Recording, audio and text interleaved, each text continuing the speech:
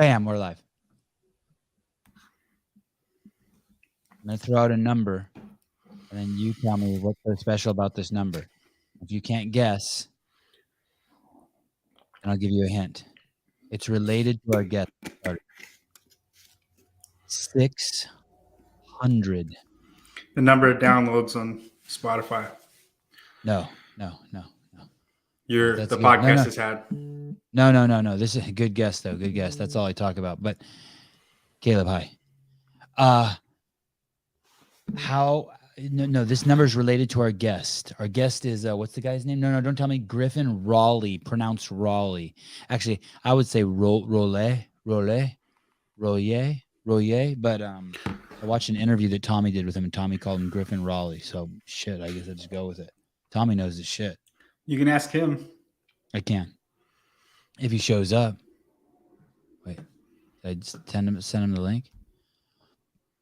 I did. Okay, here's the number again. 600. In reference to our guest.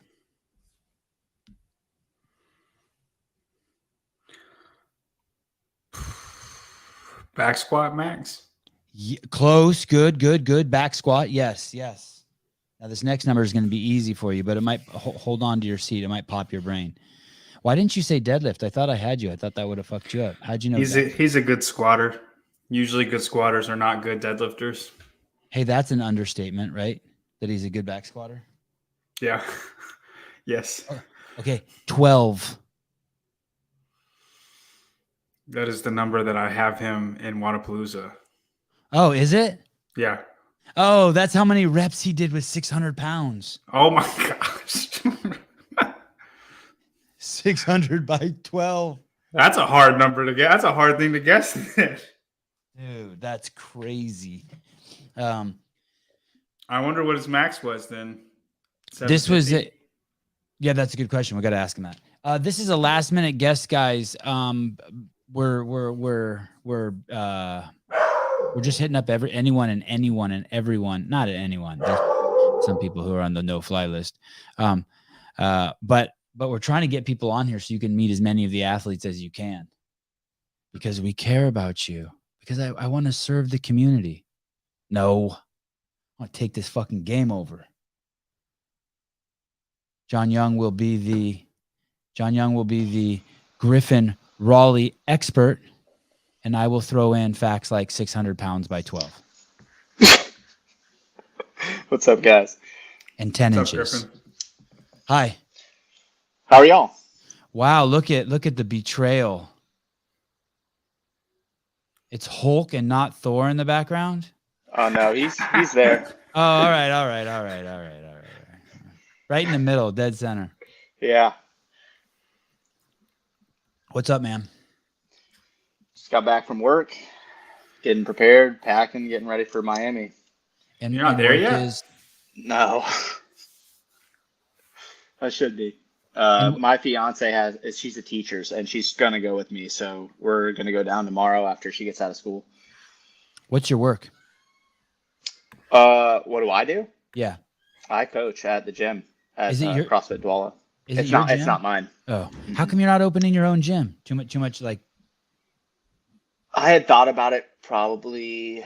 What was it, 2018? But that was right when I decided to go individual, and there's just I couldn't train and get that put together if I wanted to put all the effort into it. So I don't know. Other than that, it just makes it easier to have a couple hours a day to coach and train individuals and football teams and stuff like that, and then train the rest of the day. Griffin Sevon and John Young.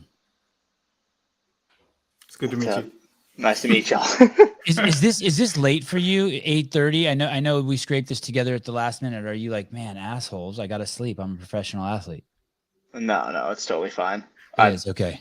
Yeah, I mean, I get home at 8:00 from coaching classes. It's not a big deal. Do you have a coach yet? No. I've been doing it my own. I don't have a coach. I hammer my weaknesses. I want to go to comps with the mindset that I don't care what I see and I'll smash it. Yeah. Pretty fair. Yeah. I really don't do things that I'm good at. I could, for the most part, ever. I listened to your podcast with I listened to your short interview with Tommy Marquez, and then I listened to your podcast with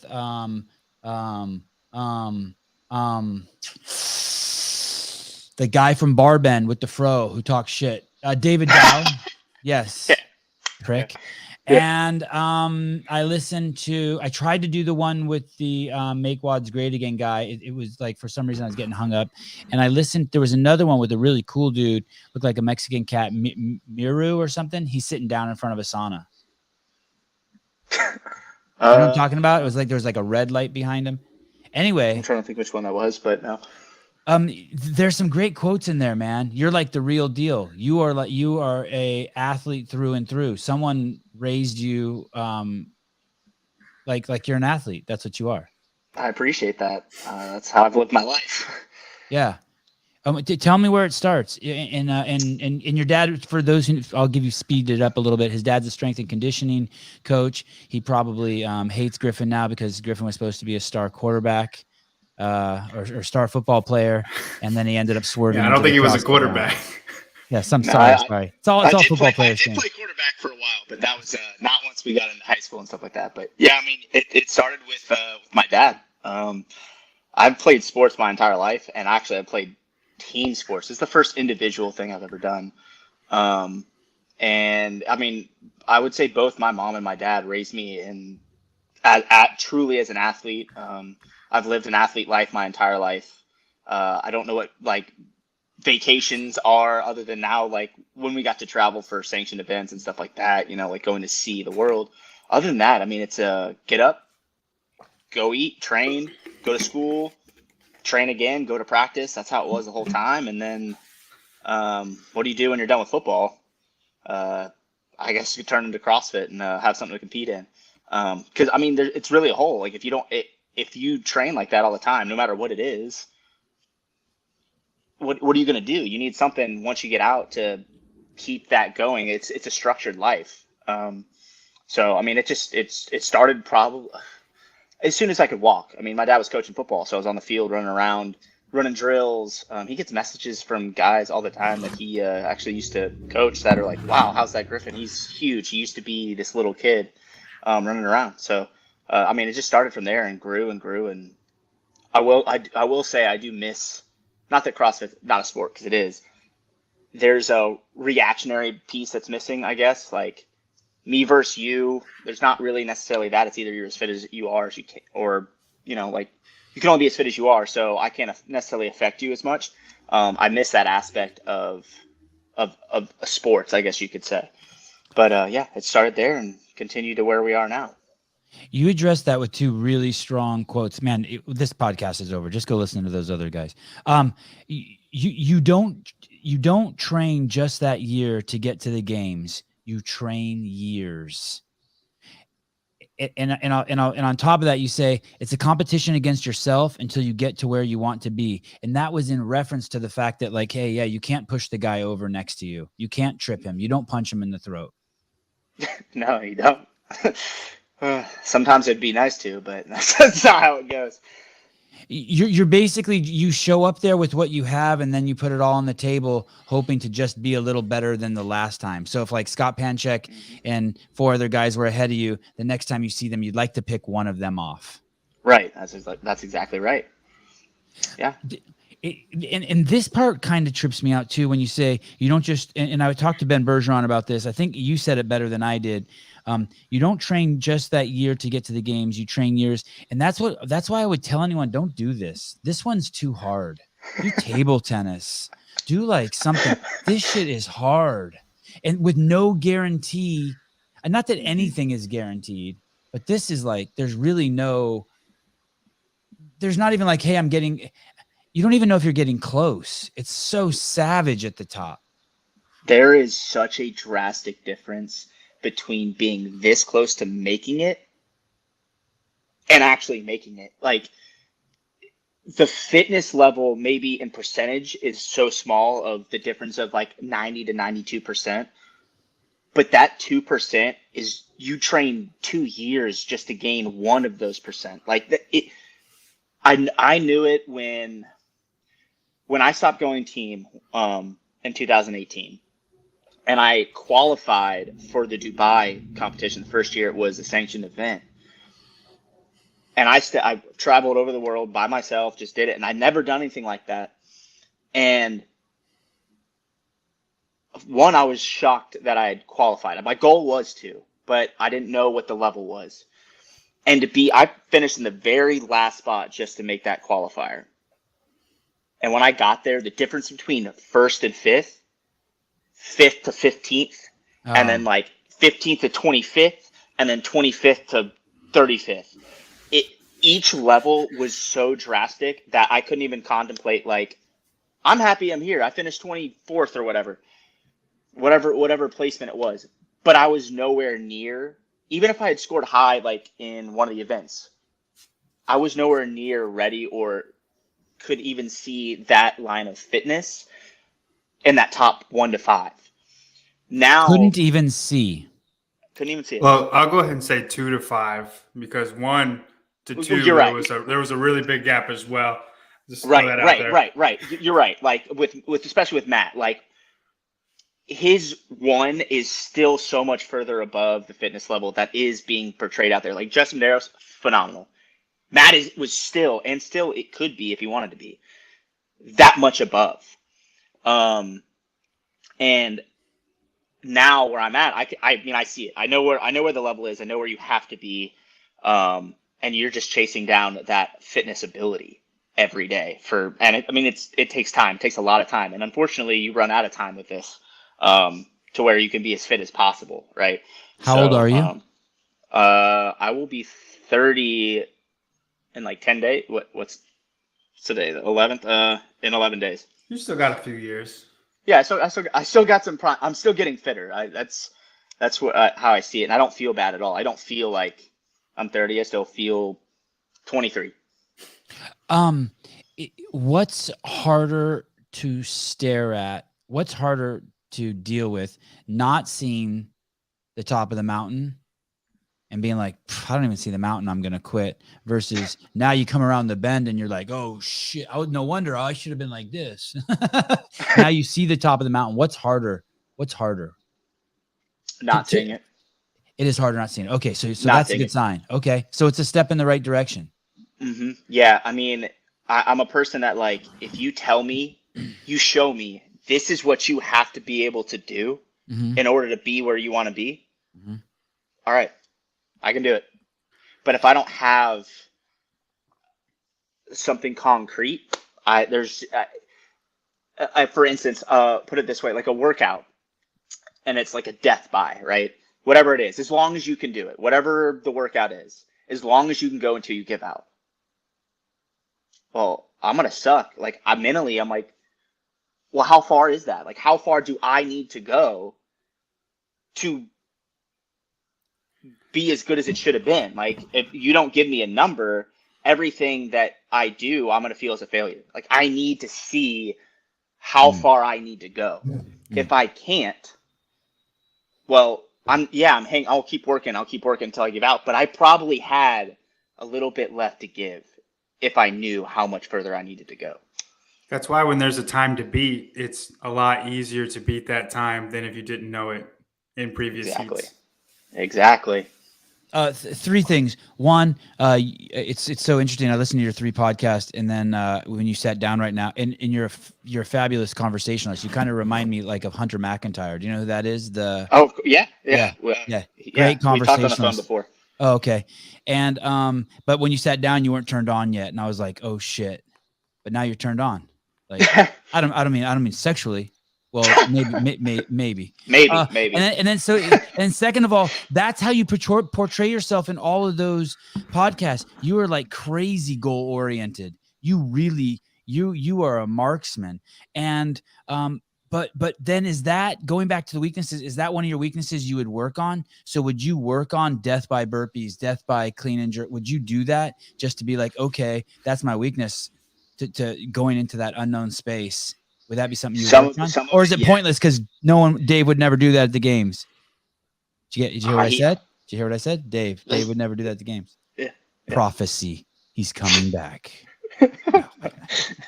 I've done those workouts, but I actually was supposed to have one in training this week if I wasn't competing.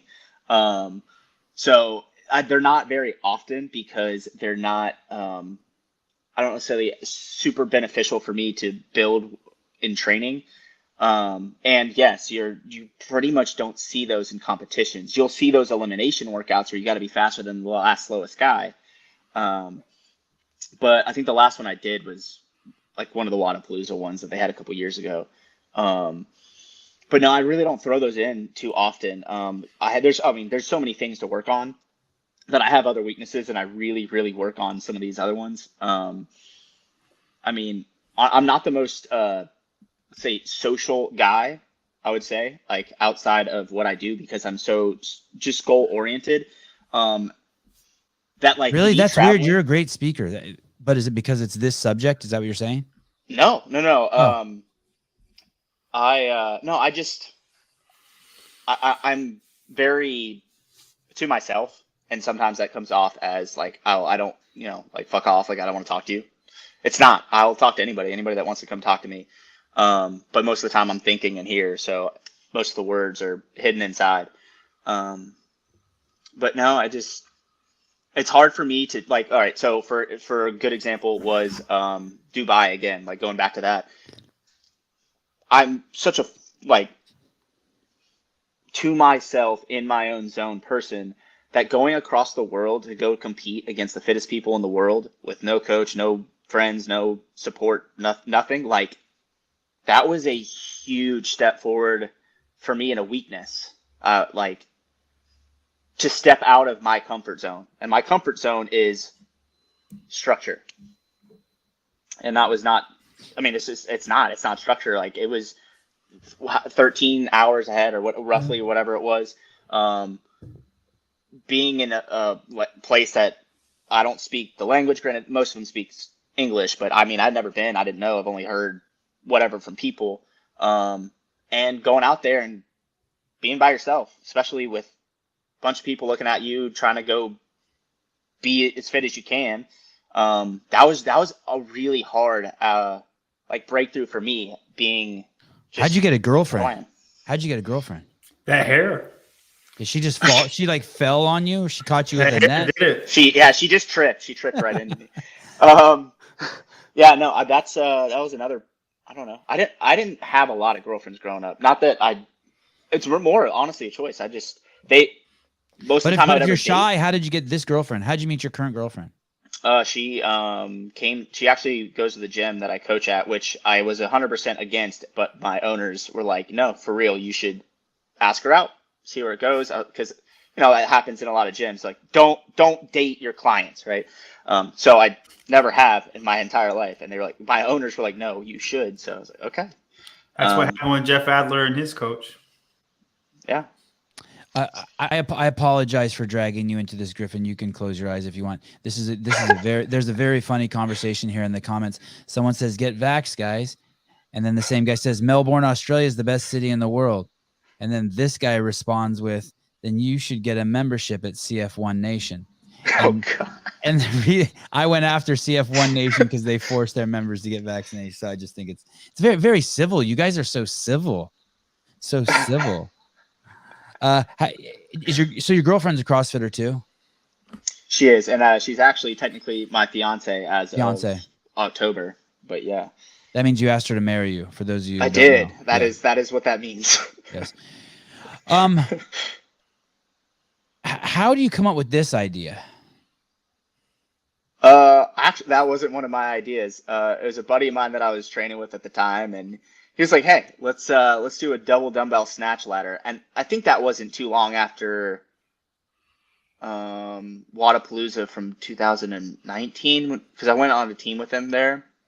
I think we did that. But anyway, no, he was like, hey, we should do that. And then I was like, hey, what? Like we were going to stop at the 85s. I was like, why don't we throw the hundreds in there? Let's see what happens.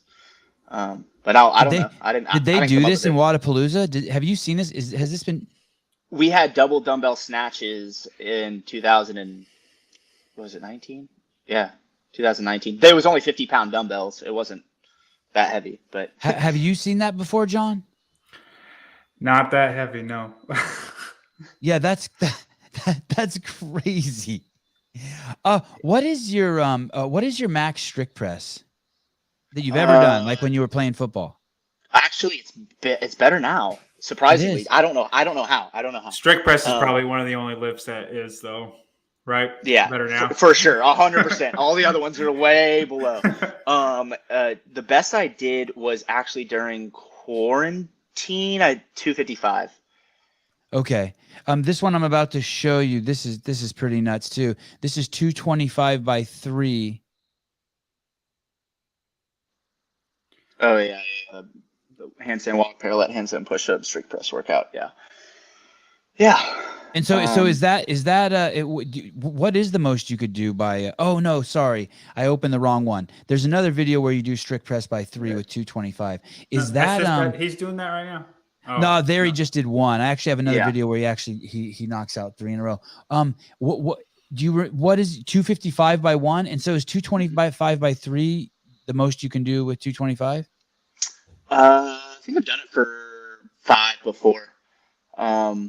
Yeah. But I mean that's about it. I really don't do a lot of strength work anymore.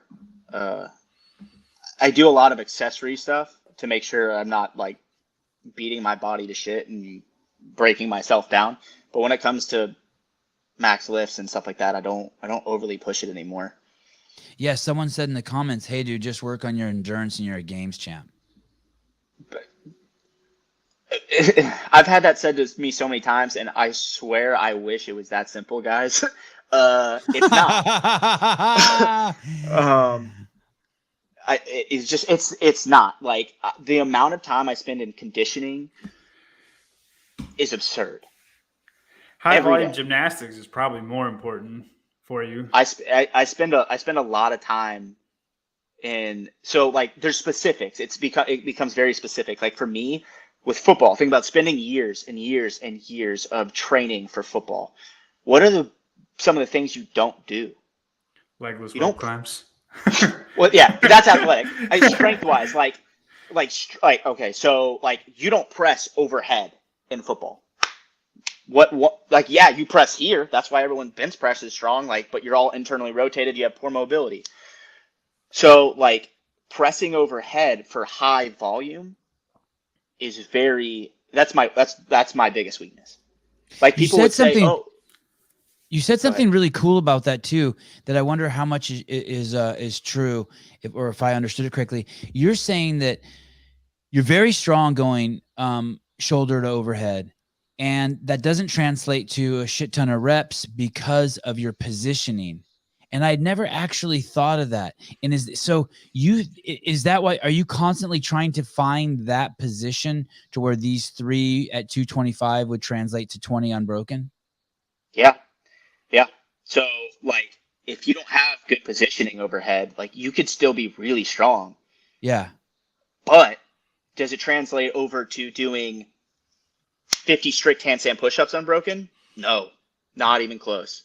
And that's where like I get smoked. Like Noah would smoke me in a workout like that. One, he's got better like levers, his arms are shorter, but like he just motors through those. When I hit a wall, I hit a wall. But that's because of training. Like training for so many years one way, it's almost like starting from ground zero. Being strong is great, but it doesn't translate into muscular endurance, especially if you have a ton of fast twitch muscle fiber. Yeah, But you strength, think it's endurance, and position- strength are two different things completely. But I get that, but you're also putting a lot of weight in position. Yeah. Yeah, that's awesome. I never thought. How about ring dips? Is that the same with you with ring dips? No, it's not as bad. It's more of the fact that like overhead, because of being so like muscularly strong anterior, like here, when I lock out, well, I also have torn labrum from football in the shoulder. This arm doesn't lock out properly.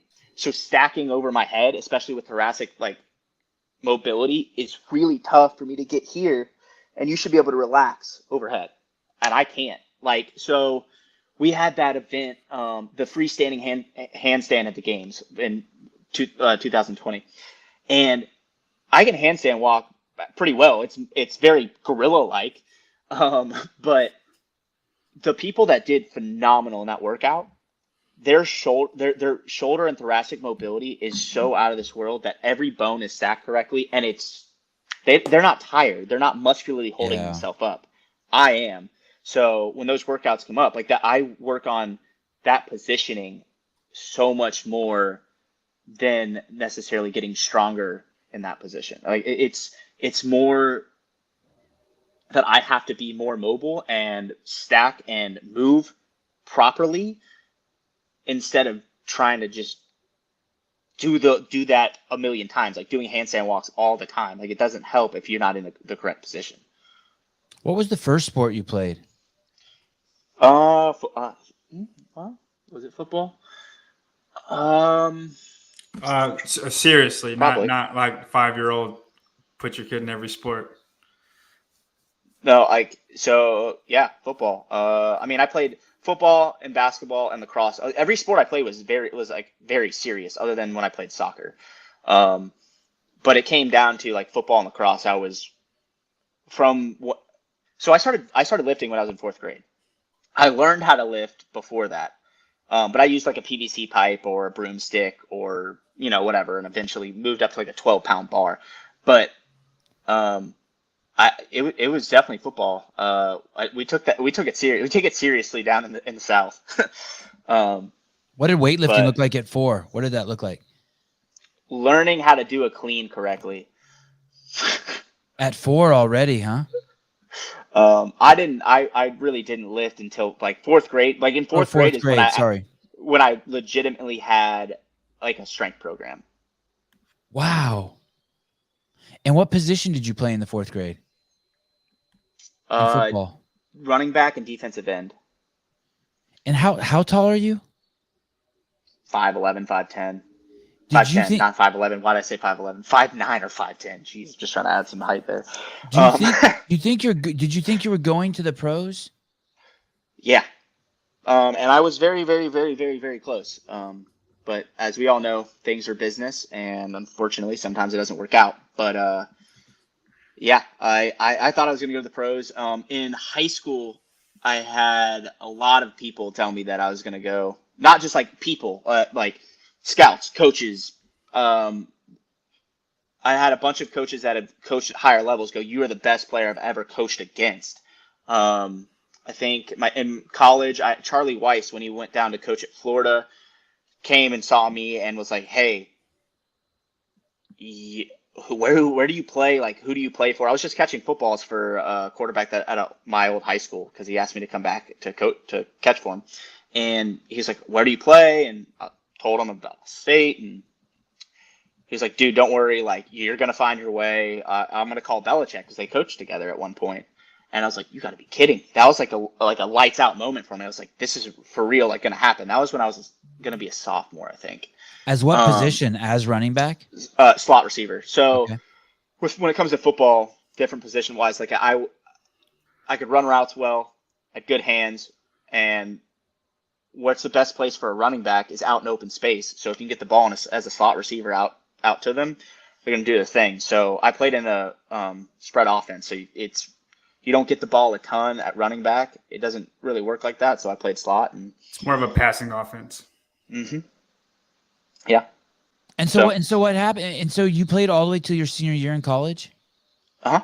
And in both positions, in that slot receiver position and in running back? Yeah, and then I got to run the Wildcat, which basically means I got to play quarterback for some time too. But yeah, see, I knew it. And then what happened? And then what happened? You just never get the call. You just never get drafted. You never get. That's exactly right. So you go do a pro day, and I did mine, and I ran a 4.47 40. I had the fastest 5.10.5 they'd ever seen. I ran a 4.8, 4.82. Sorry, 3.82, not a 4.82. That's slow. 3.82.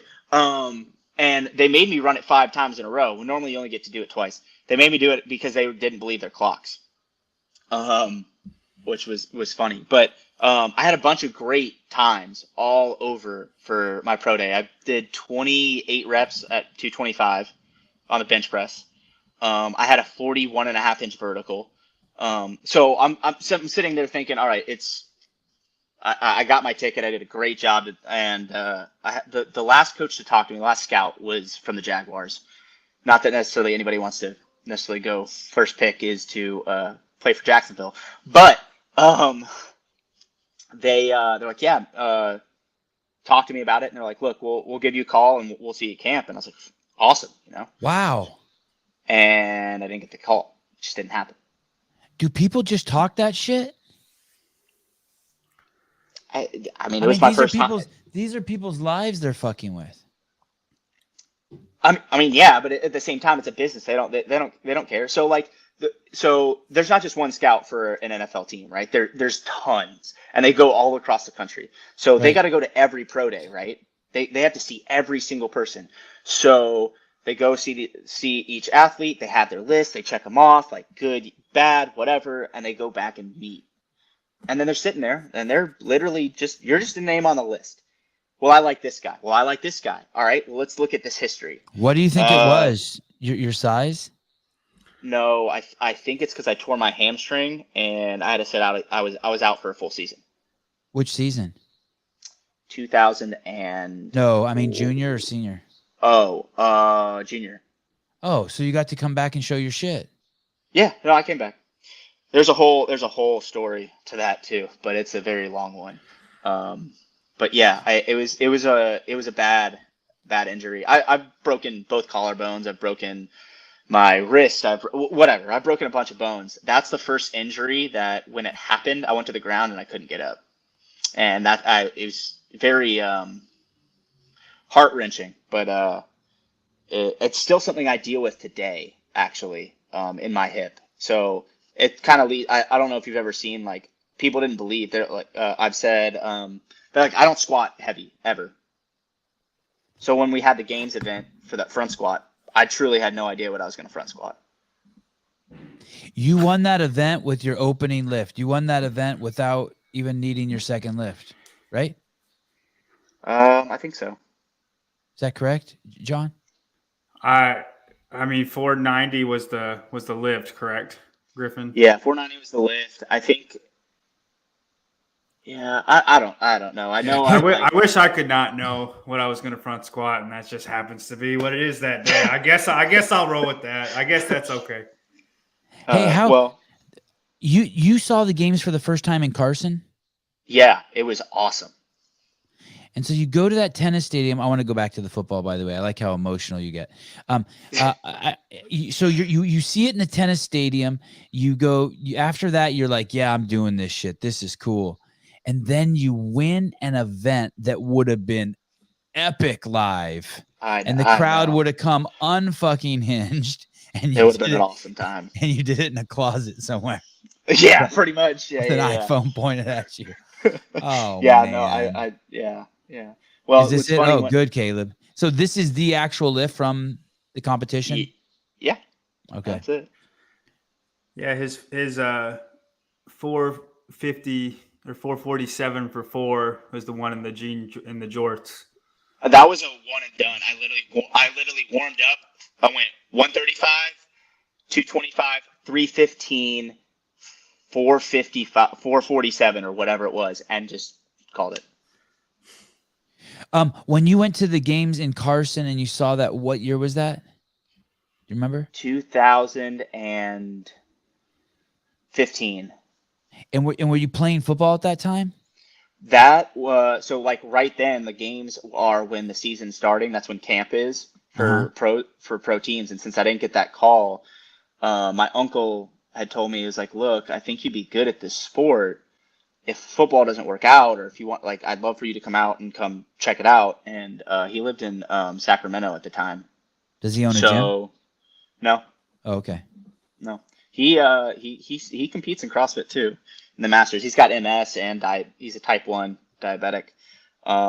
He has multiple sclerosis and he competes at badass. I think his highest finish that was like right around that year, and I think like it was top 20, and I think he finished 32nd or something. So he's really close to making it at one point.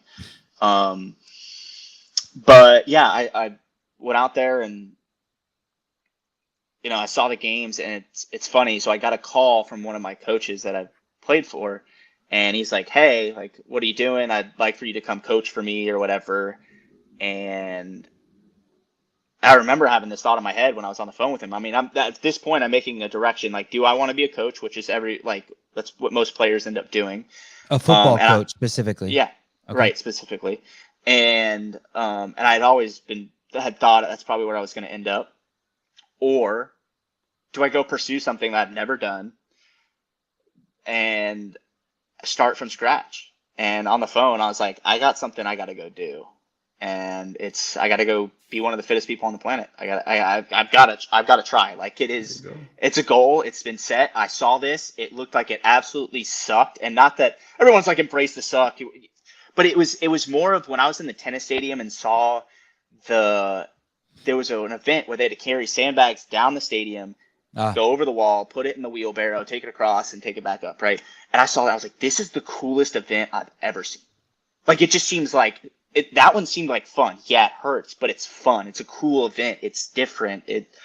And at that moment, I was like, I'm definitely in. And I mean, after that, I went home and started trying to figure out how could I had to find a gym. I had to figure out how I would make it work. So, I mean, at that point, I just kind of was like, look, football, like after that with football, if you don't get a call, you can sit around all you want and keep trying to stay in shape and stuff. But unless you're a guy that was, I don't know, one of the like Heisman runner-ups or something and tore his ACL, you're probably not going to get that call unless you have a true connection to a guy that's going to be like, I'll get you on practice squad.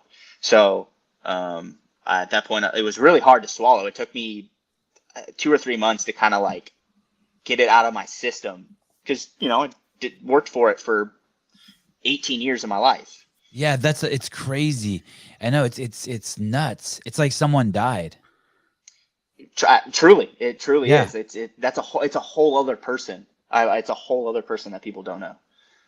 Hey, in 2008 and 9, even 7, there was always this talk, 10, that 11, that if a running back came from the NFL, they would just destroy the games with no training. I mean, I don't think that's true anymore, but it may have been true back then. But then, So in 2000, let's see, when I was a senior, I clean and jerk 335, and I back squatted 600 pounds at 17 years old. I was 184 pounds. What is your max back squat? Do you know? It's nowhere near what it was. The most I had ever put on the bar, I stopped at this point. I was 22, right before I had started CrossFit, and I did 600 for 12. But so that's your 600 pounds is your max, and you've also done it for 12? Right. Like at that point, I was like, there's no point in putting any more weight on there. You never did 605 or anything like that? Nope. So you're made to be a CrossFitter thinking like that. Well, at that point, I was like, when I did that, I was 214 pounds. And I was like, well, I don't weigh, like at a certain point, it starts to hurt. It starts to hurt on how much weight you're putting on your body, right? And it's not, if I had weighed 260 pounds, okay, yeah, I'll throw 700 pounds on the bar. But I didn't. So it'd be like 750 to 800 around there. Wouldn't you, like, best guess? Percentage wise, I would probably say 750 because you're smaller. So the higher you go, the worse it'll feel. I wasn't even going to put it that. I would have said I could have squatted 715 pounds. Like I don't know. At that point, like again, muscular endurance doesn't equal power output and strength. Yeah. So, but yeah, I mean, it would have been over 700 pounds. Just there was no point. Unless I was going to do a powerlifting event, there was no point. Gosh, you're really weak now.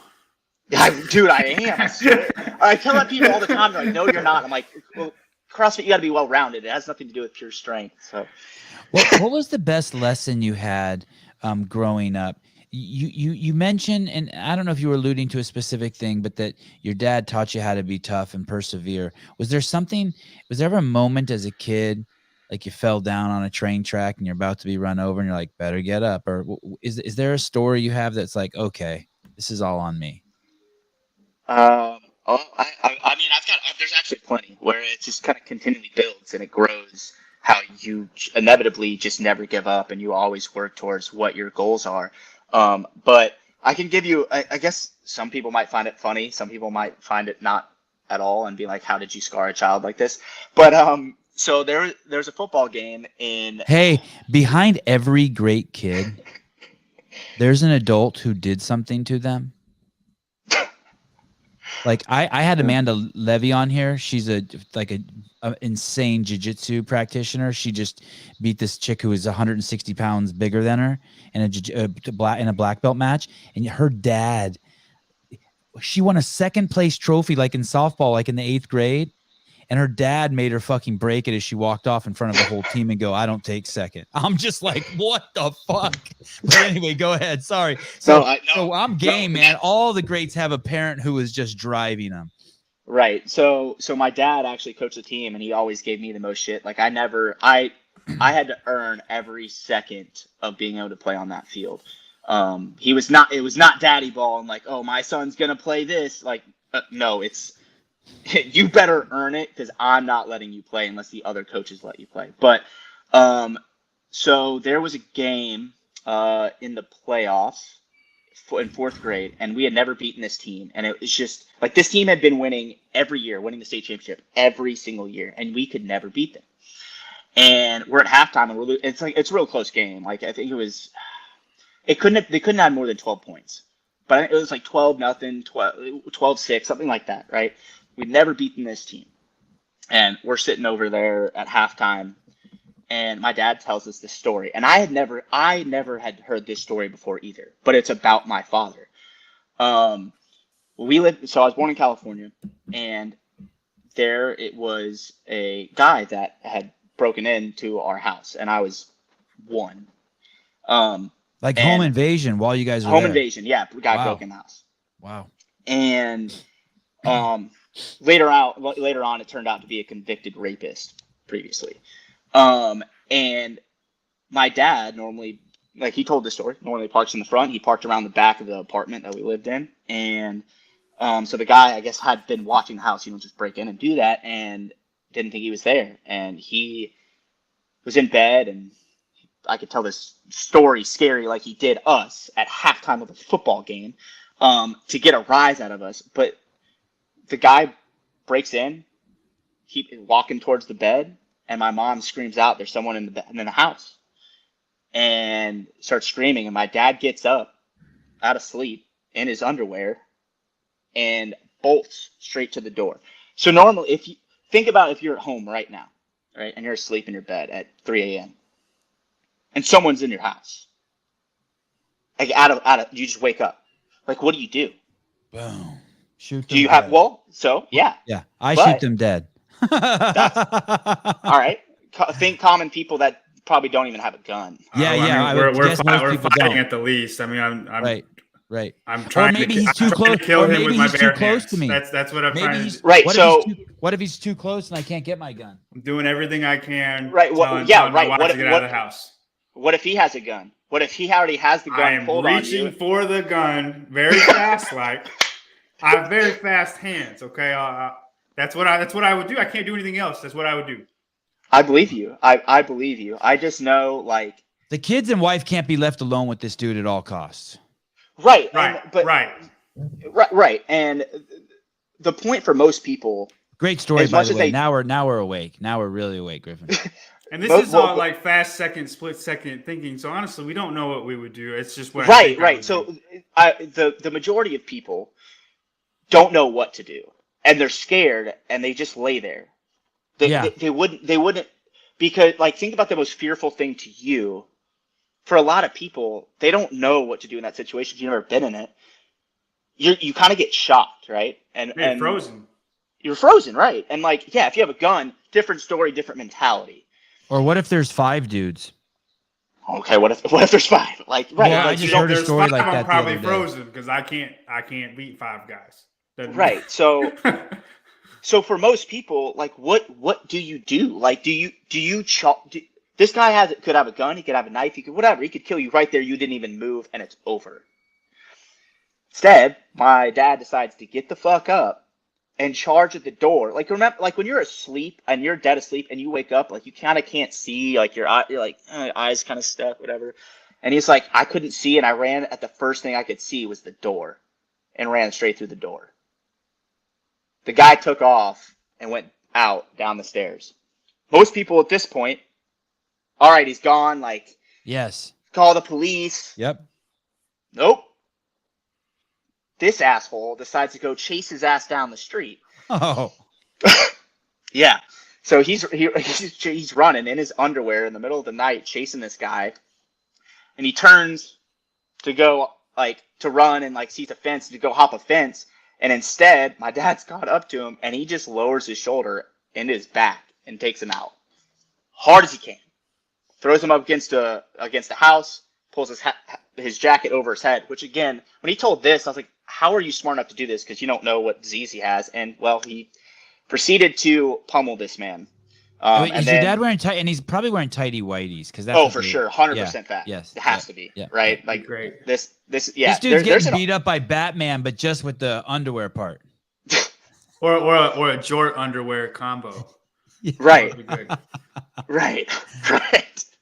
So yeah, and then this guy comes out of his house and thinks my dad's the bad guy, and he's not, and they call the cops, and turned out to be a convicted rapist. And it was, I mean, it's in the my dad has the newspaper somewhere, but he told this story to us at halftime, and every one of, I think there's probably 18 of us, were just bawling, crying at halftime because he's telling us this really messed up story. But the whole point was like that he drove home is like, you're losing, you're frozen, you've never beaten this team, you don't know what to do. Are you going to get the fuck up and do something about it? Or are you going to sit there again and just let someone take your wife, take your football game? Yeah, it's an extreme analogy, but like, I wonder if that flies today. I wonder if your dad, the woke crowd, comes and gets your dad. Oh, it's a wrap. No, cancel culture. It's over. Cancel culture. Yeah, for it's sure. over. Yeah. Oh yeah, for sure. So do you guys win the game? Oh yeah, dude, we came out and just smacked this team. Oh my god, I still remember like the sound of the hits in this game, and this is in 4th grade. But oh, dude, yeah, we came back and we won that. We won that game. That was 4th grade, not when you're 4th 14. Grade. 4th grade. Oh, yeah, we came back, won yeah. that game. We won the rest of the playoff games and won the Super Bowl for that age group. Which kind of shows y'all were being a bunch of punks in the first half. If you were You're right. capable of that. You're absolutely right. But it was something that really stuck with me. It was like, it doesn't matter how you feel. Like at that moment, you're in it, whether you want to be or not. Like, are you going to change what's happening right now? Are you going to dig deep and figure out how to beat what's in front of you? Or are you just going to sit there and lay down and take it? I mean, that's how I approach everything. Like, every athlete has some type of performance anxiety as they're getting ready, whether it's good or bad or whatever. And like, do you stay frozen? Do you let that sit? Or do you go and attack? And all these athletes, like I truly admire a lot of these games athletes, like every time you go out there and step on the floor, like you've got to attack. Like you can't just sit there and take it, right? Otherwise you wouldn't be where you're at. And it's just, that's how I've taken every day and every sport and every training moment I've had and grown off of that every year. And it's definitely something, I mean, I'm going to instill in the children that I have. Like I think it's a good lesson, and like do something about it. Don't be a victim. Get up and attack. Like be an attack dog. Go after it. Go get it. So I don't know. What's your dad's name? Roger. Roger. And your parents were together growing up? Yeah, until I was 16 or 17. And then would you hear a lot, Roger, don't be so hard on Griffin? Did she have to jump in between you and your dad? No. I don't think so. He was really good at pushing me when he knew that there was more to pull out of me, but also not like crossing a line. I mean, one time, this is a problem. Well, there's another football story if you want to hear it. Yes. All right, this one was not as long. This one. Wait, one question real quick. Did you want to impress your dad? I definitely want to make him proud. Definitely want to make him proud. Yeah. Okay, I good. think Okay. all kids want to do that. Yeah, all kids do. Like, I wanted to make him proud. I want my mom proud. I make everybody that like has believed in me proud, right? Right. But so and they did believe in you? yeah, oh for sure, absolutely. My mom's still kind of mad about missing a lot of the vacations growing up because I told her I had to practice or I needed to do something for sports when it wasn't mandatory. I'm with you. Fuck a vacation. But yeah, this one was as an athlete. I think this might have been my first year of football, and I wasn't very good. I wasn't. I really wasn't. I didn't play much. How old were you? Second grade, whatever age that is. Okay, and this is with pads. This is like Pop Warner. Oh yeah, this is yeah. Do they even play padded football in like 5th grade anymore? I think they do. I don't know what age group they changed to. Like, they do have flag at a certain age now, but they turned the high schools into having that like Pop Warner instead of like at a park or whatever. It's turned into the high schools have taken it over. But I don't remember. I don't know what grade it changes. But yes, they do definitely have 5th grade and 4th grade. I don't know what it is below that. So in 2nd grade, you were in pads, like putting your head down and hitting dudes. Oh yeah, Sorry, yeah. John. Sorry, John. You're good. You're good. Go ahead, Griffin. So there's just my dad knows I'm a good athlete, but I was too soft. Like I cried when during the Lion King when Mufasa dies. Like, I was soft, like in that sense. I mean, like a lot of people. I know it's hard. I know part. that's hard. I know it's heartfelt, but like bawling, like I couldn't even watch the movie type of thing as a child. I cried at Air Bud when he told the dog to go away. Ah, man, yeah, it's rough. It's rough, but like in the football game, like you can't be like that. Like that's not the time to be like that. Right. And there was a time where like I don't know. I'm just getting my ass beat, right? And I think at this time I was playing nose guard my first year. I played offensive line and nose guard my first year. Is nose guard the guy who snaps the ball? It's the guy across from the guy that snaps the ball on defense. Okay. Yeah, and I'm just getting worked. And my dad goes, "Wait, isn't that the fun position? Because the guy in front of you is focused on the ball, and you can just tee off on him." It definitely can be, especially at a young age, for sure. Okay. Were you over the weight limit to carry the ball? Is that why this was going on? No, dude, no. I was the smallest kid alive. Oh, okay. Smallest kid alive. I was tiny. Like a preemie, like a little pink thing. You were just a little pink thing. Dude. I was always the smallest kid on every team I've ever played. Only squatting 300 pounds at this time. Gotcha. Trina, for a shy person, Griffin is good for a yarn. That must be some Southern shit. It's good for a yarn. I've never heard that. I don't think it's Southern. Oh. I'll take it as a compliment. So we're at practice. I'm just getting my ass beat, and my dad goes, "You know what? If you want to play like that, this is not to offense to anyone, but let's go ahead and say this. Uh-oh. Do you want to play like a cheerleader? Are you a girl? Like, do you want to play like a girl? Sexist. Take your pads off. I want you to take your pads off right now, and you're going to go over there with the cheerleaders and practice with the cheerleaders." 2nd grade. Dude, that would have been a good move. I think that's good parenting. You should have gone over there naked and jumped on him.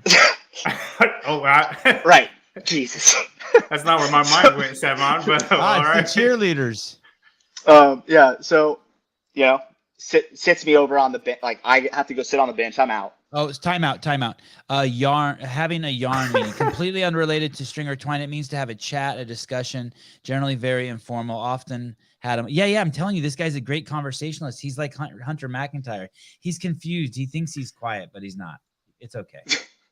I think if we combined Griffin with Hunter, that would make a CrossFit Games champion. That's correct. If you think about it. Those words have been said before, yes. Okay. So thank you, Caleb. So your dad told you to go play with the cheerleaders. Yeah.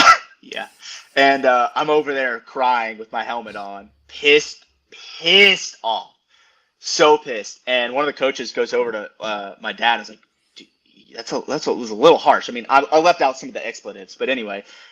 Pretty hot, rough, and he's like, just watch. He goes over and gets me. He's like, "All right, you're back in." 3 plays later, lets me sit there just pissed off, and he looks at the coach and goes, "Watch this." I went through the center, took the ball from him, hit the quarterback, drove him into the running back. 5 plays in a row, and the coach looks over to my dad and is like, "What the fuck did you do?" And he's like, "He's got more in him. You just got to know how to piss him off." And at that lesson, truly, I took that into football, and how I trained the rest of my life was like, I realized like I needed to get pissed off. Really? And You figured out the switch right there as a 7-year-old boy? You remember being like having some sort of like, aha.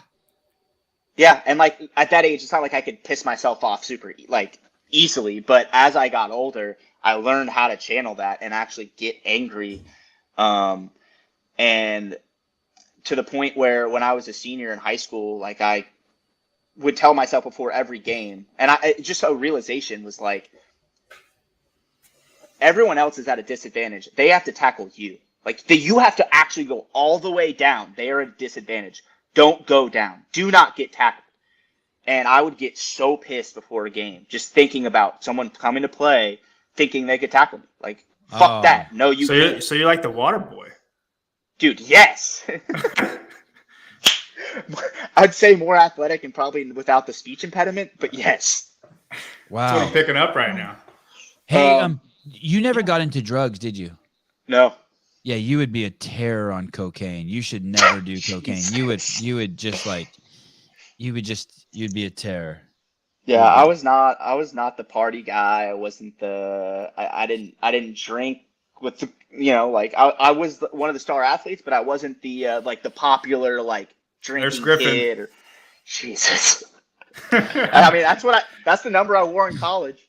Oh my gosh, that works out so perfect. Selfishly tell me, my kids don't do any team sports. They only do individual. They do tennis, jiu-jitsu, and skateboarding. And so I have 2 questions for you. I don't want to forget. I'm going to ask both of them. Let's talk about the difference between team sports and individual sports and what they develop as a kid. Yeah. Why maybe both are important. And then the other thing, do you think that school's important? Do you think that you could have just like not have done school, like just done 20 minutes of math and 20 minutes of English every single day, gone up all the way to calculus, gone to diagramming sentences, and really mastered that, and then just really focused, and you would have learned everything you needed to know in life from just tons of professional coaching? So those are, I guess, the 2 questions. Well, so I guess it depends. Like, what it would you send your kid to school, or would you homeschool your kid? I'll send my kid to school. I think I think it's good. Like, not that bullying is good by any means, but like on a football team, or like, and here's like the team aspect or whatever. Like, you don't necessarily get bullied, but you get pushed. You get pushed. You need to get hazed. People need to get hazed. Yeah, and it's not even like it's definitely hazing, but it's not necessarily like, oh, you're gonna get your head shaved because we don't like you. It's you're gonna get hazed on the football field because you suck. Right. And like there is a lesson to that where you need to learn to stick up for yourself. You need to learn to work on what you need to work on to get better, so you don't get your ass beat like that. And your teammates are also, after that, going to learn to respect you if you do. Right. And it's a good lesson of learning, like, you got to earn respect.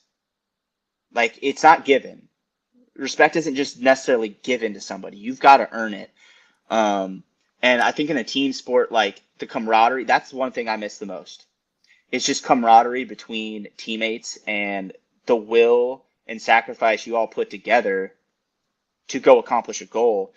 So like in that sense, for a team, like I think it's important to be on a team sport. Learn to work together with someone to achieve a bigger goal. School wise, I think like I would definitely send my kids to school, and they'd have to learn on, like, yeah, it's not always the best, it's not always the greatest thing in the world, but not are all jobs either. When you get in the real world, you do things you don't want to do. Have you ever had a real job?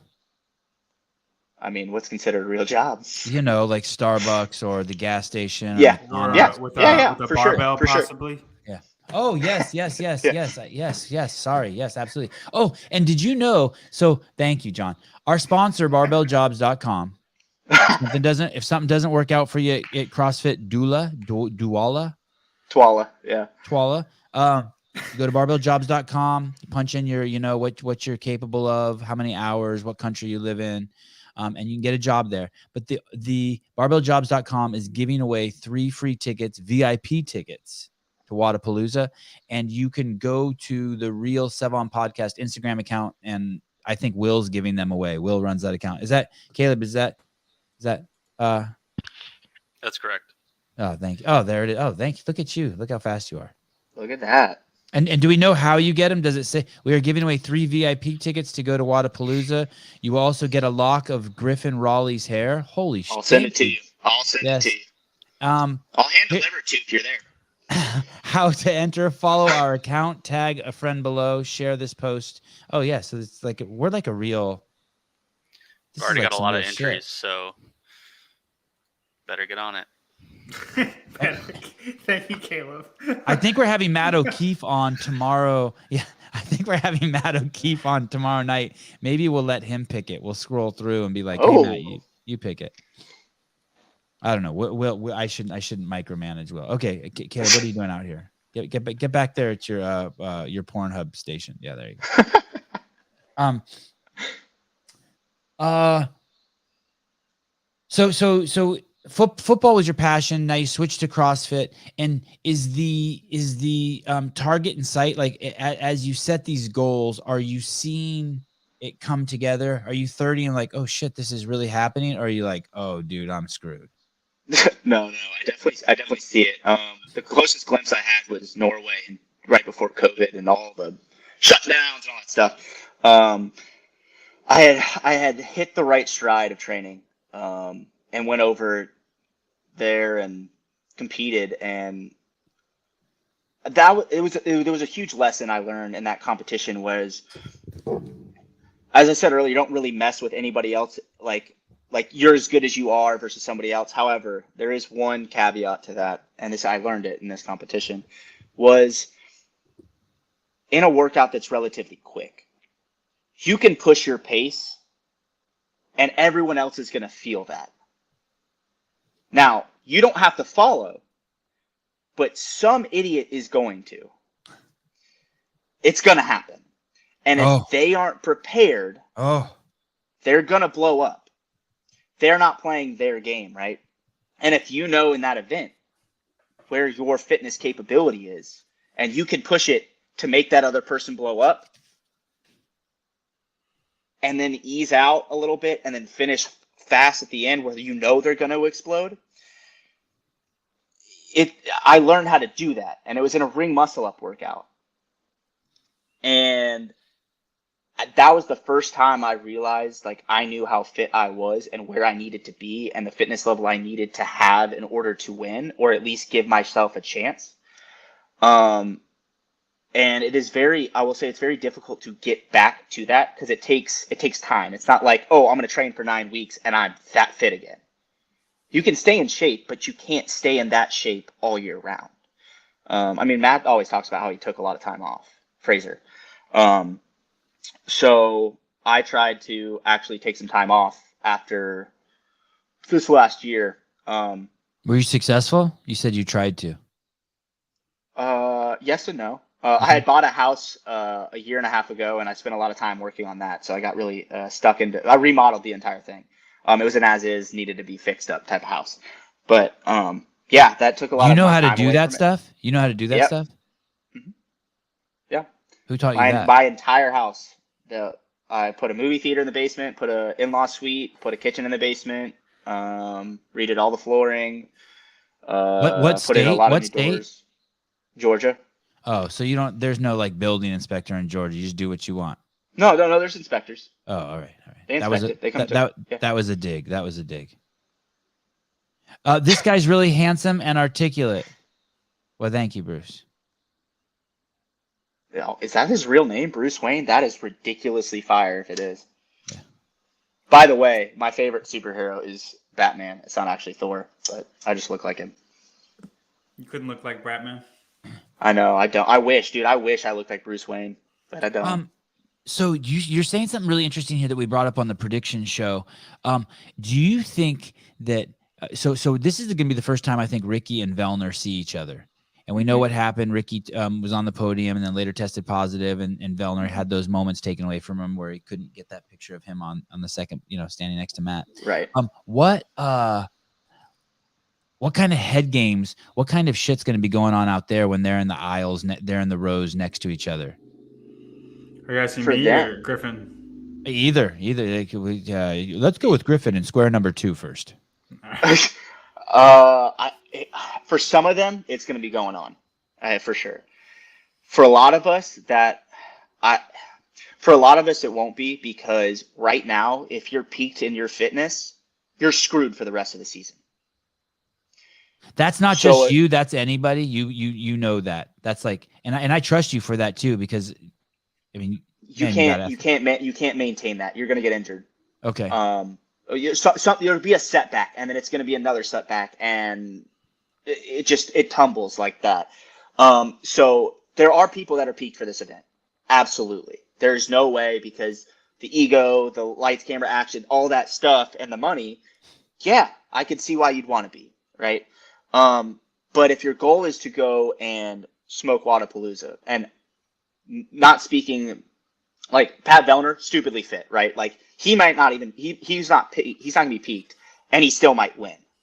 But there's other guys that are definitely gunning for that, and it's not going to benefit them in the long run for the games. If you're on a true training like program for this season. And it's something I've taught myself to understand. So there will be guys that are playing these head games and stuff like that. But like me personally, I'm just looking to improve on the things that I've worked on weaknesses, not so much where I place overall at Wodapalooza. Just because of the training I've been doing. It has not been leading up for Wodapalooza. I need to be the best at Wodapalooza. It's how can I be the best in 7 months, 6 months? And it starts with building a good base of the things that I need to fix on my weaknesses. Is this true? Is she joking? Ricky's head game is strong. Is it? Is it? I don't. Is it? Is that? Oh, really? Did that joke just go over my head? Okay, I get it. Okay. Damn, I wish I would have said that. That's mine. I wonder if she's related to Matt McLeod, because he's Australian. Oh, that's a great... God, I can't believe I screwed that up. He had no idea about that, Griffin, until you started laughing. He was going to leave that on there. Should have. Should just left it. Oh, he got rid of himself. And that really messed him up. Did you see our prediction show, Griffin? I saw some of them come out, and I pretty much I'd agree. I think for the most part. Well, me and Brian differ on you. You are our biggest difference. So I'll say this, and I know like for Norway, he did not think I was going to do that well there. Most people didn't, and it's fine. And then we had the online semifinal.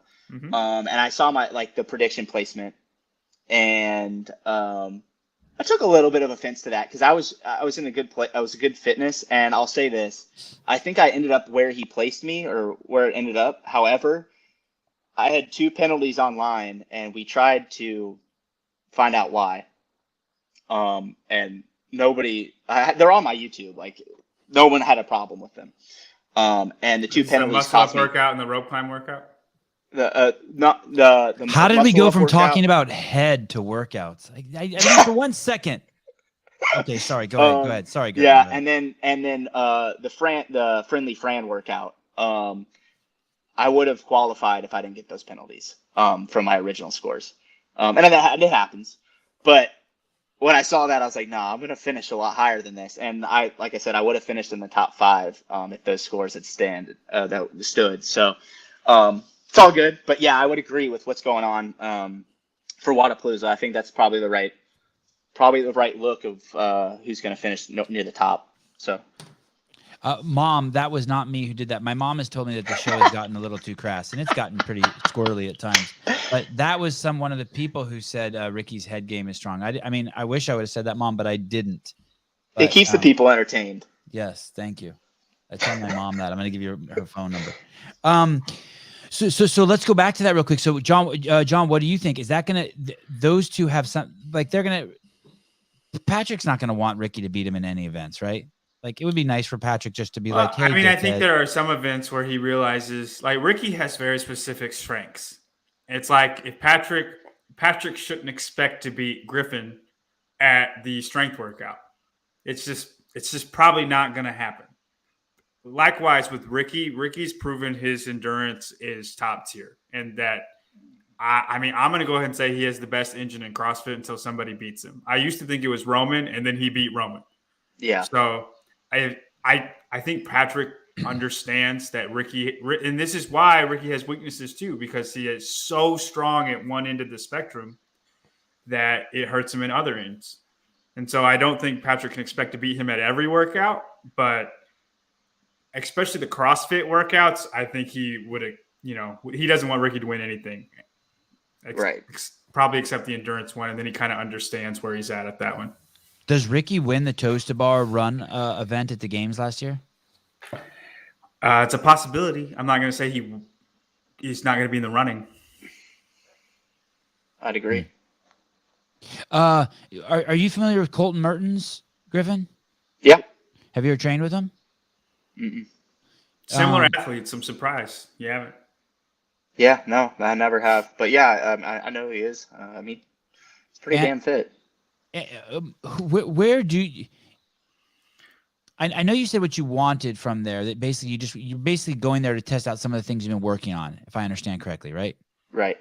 To take your race car and see how it does around turn number 2, because in the past it wasn't the best turn number 2. Is there any? There's no placement that you want. You don't want to be in the top 20. I mean, it really is a savage pack of dudes. I mean, don't get me wrong. I'd love to, be like, oh, I'm going to finish in the top 10, and that's my goal. But I'll also say this: I had the old flu Rona or whatever that just went through the South. I like that 3 weeks Rona. ago. Yeah, well, apparently it's a real thing. Getting the flu and COVID at the same time knocked me out for a week. Over Christmas. And Noah has that now too, right, or something? I know he had COVID or something. He got sick or something. And a lot of guys are. I think that is something for people to take into account for a lot of the athletes going down there. Just because it's been happening recently in the Southeast a lot. And like I said, I mean, it was just 3 weeks ago, and every workout when I came back after that, which was like Fran Lung, every single one. Wow. It was rough. Yeah. Wow. It's rough, but yeah. I wonder if that's why Guillermo withdrew. Did he? We have heard that he's not competing. I don't think it's official yet, but Sevon kind of blew the story, and he wasn't supposed to this morning. Oh, shit, really? I wasn't supposed to say that? I mean, he said it after the podcast was over, so I don't think he was supposed to, but it's okay. Oh, someone's got to tell me that shit. Well, it'll come out eventually. Yeah, I mean, it might be. And like when I was sick, I was like, man, I don't know if I should go. But then I was like, what does it matter? That's an ego talking. Like, what does it matter? You got things to go work on. It's a celebration, like competition. It does nothing. It has nothing to do with the games. It has you don't need to be peaked right now. Just go do the things that you've been working on. Get better at those. Shake the rust off of competing. I haven't been in person since Norway of 2020, which is ridiculous. Crazy. Right? And I would argue you're more of a gamer than you are like online in an online. Oh, for sure. In person, I do better. I had more anxiety, like performance anxiety, but I do better. Like it is. But football play, like it makes sense. You know? Yeah, for sure. If I ever get to choose to do an online competition, there's no chance I'm doing it again. I'm done. I'm done with online. I'm out. So, but yes, I was like that. So maybe, yeah, that might be the reason he did. I had no idea. So, yeah, and it might happen. It might happen to some athletes while we're down there. There's gonna be a lot of people. So, well, the games last year was definitely a super spreader. Isn't that nice? the just super spreader event. I love saying that, super spreader. And I think these events are perfect for that. For the it's a good way to get a bunch of fit, healthy people together and let the virus go in them and then die real quickly, as opposed to it gets into really like obese people, which is and metabolically unhealthy people, which is the vast majority of the United States, and it festers in them and they sneeze and cough all over, and that shit mutates into other transformers like the Omicron and shit. So just bring that shit to the CrossFit event, let it spread, and just we'll squish it. I mean, I think that's what technically happened last year, right? Yeah. Hashtag science, people. Science. Someone in the comments can be like, "You're so stupid. You don't get it." No, actually, That's I'm basically not. what the NFL's I'm doing. not. They're just like, we're just going to play everybody and let it go through everybody, and then we don't have to worry about it anymore. I mean, yeah. I mean, if you're healthy, it's kind of the way that it should go, like other, viruses. But I'm no scientist. I'm just I don't want to hear get your. sick and heal. I don't want to hear your opinion if you have Mountain Dew never mind. Okay, never mind. Game of Thrones. Next podcast, I'm gonna have a Mountain Dew and just drink. Yes, that's fine. You just can't. That's fine. You just can't be involved in COVID policy. You can do all that. The rest. I want you to shut the fuck up about COVID policy, not you particularly. Was there? You made a comment about Game of Thrones. Was there any Game of Thrones? Did you know someone at Game of Thrones, or were you trying to get a guest appearance on there or something? Did I see something like that or no? Me? Yeah. I wish. Yeah. I mean, you should be. That'd have been cool. Yeah, you would have been cool. I would have Albino Dothraki. Do you have a dietitian? Oh, we'd have one of the guys that because who did we have on? We had Samuel Cornway on today, and he went to RP Strength. Am I saying it right? Yeah. And some guy there named Nick or Max or something got him to lose 16 pounds in 8 weeks. So I'd put you on Game of Thrones and I would just make you suck down to something crazy. Like, what do you weigh now? I think this morning I weighed 208. Okay, so make you suck down to 165. When's the last time you weighed 165? Junior year of high school. I don't think I weighed 165 till my junior year of high school. Yeah. So on your driver's license, at some point it said 160. What's the lightest it ever said on your driver's license? I guess my learner's permit would have been like 132. Holy cow! So well, you had a big puberty was then, didn't you? Yeah, puberty was. When I told you I was small, I was 5 foot tall and 116 pounds my freshman year. Oh, that's amazing. I couldn't break 100 pounds until I got to high school. Maybe that's why you're so strong, because you hit puberty at a little bit of an older age and you got all that muscle gain. No, I hit puberty late too. That shit doesn't. I appreciate the theory. I appreciate the theory. Yeah. No. I mean, before I hit puberty, when I was 116 pounds, I back squatted 315 for 3. So. Wait, say that again. When I was 116 pounds, I back squatted 315 for 3. Dude. I did one of those like the high school like weightlifting competitions or whatever, and a coach took me there because he's like, "Dude, you have to with that like." Can Steffi Cohen do that? Can Yes. Yeah, for sure. Okay, for sure. Okay, I'll shut up. Steffi squatted like 405 for 5 or something like that. Yeah. Before you came on, John had said to me that people with gnarly back squats, it doesn't translate to gnarly deadlifts, because I said it does not. It does not. Mm-mm. And is your deadlift an issue? It's not great, but it's mainly because of my hamstring. My hip. Yeah. I mean, it's not terrible, but it's do you have a 500 pound deadlift? Yeah, for sure. Yeah. When I say it doesn't translate, you're still strong enough. It doesn't really matter in the grand scheme of things, but your deadlift's not awesome. Like Vellner might be able to out deadlift him, and Vellner's not even close in squat. Right. Like not even close at all. Right. I know this from experience. Lesser extreme, but experience. Yeah, for sure. How come we haven't seen your fiance walk behind you or like knock on the door and be like, "I'm home"? She's upstairs. She's packing. She's getting ready for Miami. Oh, are you getting in trouble? I'm going so long. No. I'm just downstairs. Yeah, no, we're good. I'm so. We should do a whole show on you remodeling your house. I'd love to take a tour. For sure. What's I'd be happy this? Is this in your house? And what is to. this No, thing? no, that's in my mom's Pilates studio. So she's been a master's Pilates instructor for a really long time. So I every once in a while I'll go and do some Pilates and stretch out and That's how have he her does put me. GHDs. Yeah. Is Really that painful. basically that looks like just like a Euro GHD? It looks like something Mikko Salo made, like in Finland or some shit. Like some right? It looks like some Nordic It's called a ladder barrel. a ladder. And can you do GHDs on it? I mean, technically, yes, you wouldn't do them exactly the same, but yes, essentially. The bars are lower, so it's going to definitely make you curve more.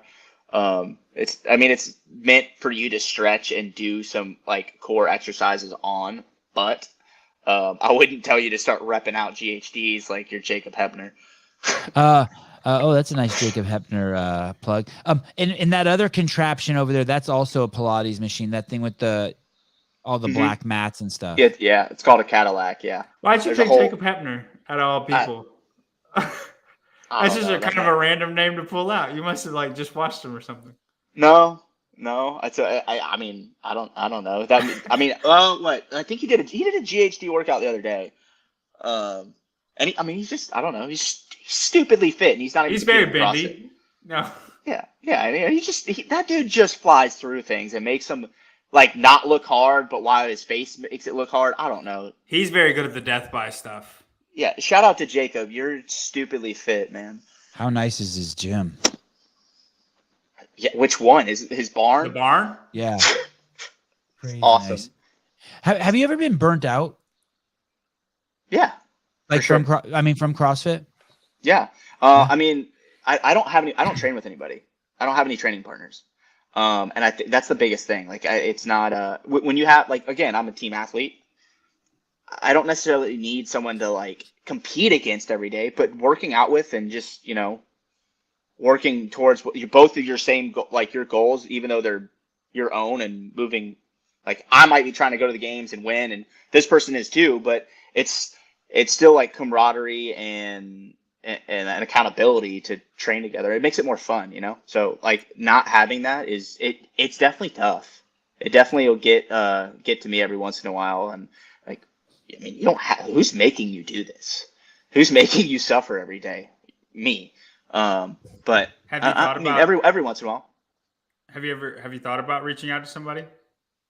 I've tried. The problem is, Don't talk to me, Griffin. If that's what happened, like you reached out to Matt and he's like, no.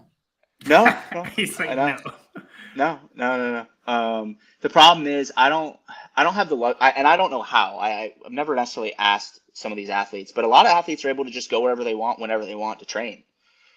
I can't. I mean, I have to be here to work and, make money. I don't have companies paying me to post stuff on Instagram and, right.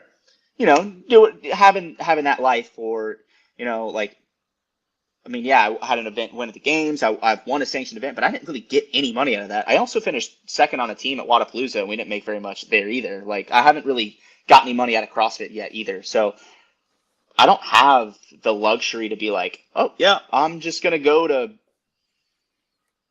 Florida to go train with whoever. Like it's not how that works. And I mean, I'm not that far away from Mayhem, but where are you at? Again, I'm just north of Atlanta. It's not too far. How many hours drive is that? In training think tank around there? Yeah, it is. There you go.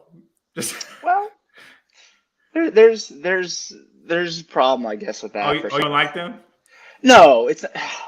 Do you want to get into that story? Yes, Yeah, I'd love to hear that We're story. here for the drama. Yeah. What? That freaks me out. Travis Mayer's over there. He's he's a big Travis Mayer. Travis is awesome. I got no problem with Travis. Yeah, Travis is the nicest guy in the world. No problem with Travis. So there was this issue when I was on a team in 2017 before we went to the games in 2018. Back when there was teams of sixes, and they're not too far away. We had Worm. I was not the captain of the team at the time. I was just trying to make the team because I was a year and a half into me doing CrossFit, and They had invited the them worm, over. or you had the worm? We did. We had the worm. Okay. And they came over and to compete with us. And I told our captain, I was like, look, like, I don't think it's a smart idea. Like a football team, like you wouldn't give the other team you're about to play a chance to work on something or give them the tool they need to be better. Like, it's just not what you want to do. Like, make them go get it. And I know that doesn't sound like the nicest thing in the world, but you are competing against them. If you're competing teams. Yeah, right. I get it. Right. And so they let them over, whatever. And then we compete, whatever. And after that, like 2 of our athletes left to go to training think tank. And originally, like as this was right after like Max El Haj used your worm and left his business card. Yeah. Used your worm and left his business card. Attaboy, Maxie. Go on. Okay. Yeah. And yeah, it wasn't the coolest thing because they were like, I understand. Hey, we're gonna go individual. And we were all like, okay, we understand. Like, and we also said like, do whatever programming you want. We don't have to all do the same programming. And they're like, all right, we're gonna go individual. We're gonna trust them. Totally understand. We get it. Like we support you as individuals. Yeah. Yet they weren't individuals. The next thing we know, they were on the team over there. And then they were gonna send 2 teams to regionals, and that team that they were on, I don't know the story, but it imploded. Something happened. And another team ended up going to regionals. But were there STDs involved? I have no idea. All right. Possible. I don't know. Man, just if there's okay, all right. Yeah, but it started there, and then here's the next dramatic part was as we go into now teams of 4, we had to start searching for a bunch of different athletes, like because it was just Corinne, who was the owner of the gym. Also, she had been to the games on CrossFit Bound and Terminus before. And she was like, look, Griffin, you're the captain. Like, and it switched to teams of 4. And her husband, Jake, who was also on the team, had a huge back injury from wrestling. So he like couldn't do it. So now it's just down to her and I and trying to figure out like, how are we going to make a team of 4? We don't have these other people that we had previously. And we had pulled in a guy, and his twin was at Training Think Tank. And we ended up getting a girl and made this team. And Saxon and Spencer? That's what I was going to say, but he said Training Think Tank. Yeah, Training Think Tank. No, Mitchell and Joey Sweck. So they, there's a video, I have it somewhere, but the very final event of regionals from 2018 was the handstand push-up worm lunge event. Ah, I like this. Full circle. Oh yeah. And we were in like second place, I think, most of the weekend. And then we knew there was an event that we were going to do really bad on. It just was going to happen. There was nothing we could do about it. And it happened. And unfortunately, it dropped us just to 6th place. And we were like 2 points out or 6 points out of qualifying. But 2nd through 6th was all within like a 10-point thing. Yep, this exact thing. And lo and behold, the team next to us, his twin is on the worm. And they're in 5th place. And is that you right there in the front? That is me. God, you're white as shit. That was a little heavier, Griffin, for team events there. So that event was not, we got screwed by the judge on some handstand push-ups. There was an issue with the whole standard for the handstand push-ups, but forget it. Doesn't matter. We figured it out anyway. They fired Dave. That will never happen again. Dave is gone. No more lying. That shit will never happen. Get the fuck out of here, Dave. That will never happen again. Rose has got it all. Rose Zech's got it all figured out. Oh man. So okay. Did you qualify? Yeah, we qualified. So we're right next to them. We're behind. And again, like I said, they are literally in 5th. We're in 6th. We're trying to make it. They're trying to make it. Whatever. We're behind. And we go to pick up this worm. We are well behind everybody.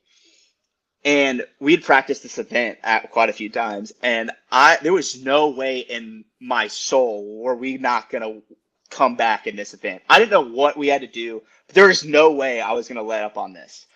And you were in front, so if you don't stop, they can't stop. Right. So this comment wins, by the way. They're changing it to Pfizer Fit. Oh, mwah. I love you, Craig White. Okay. You had to win.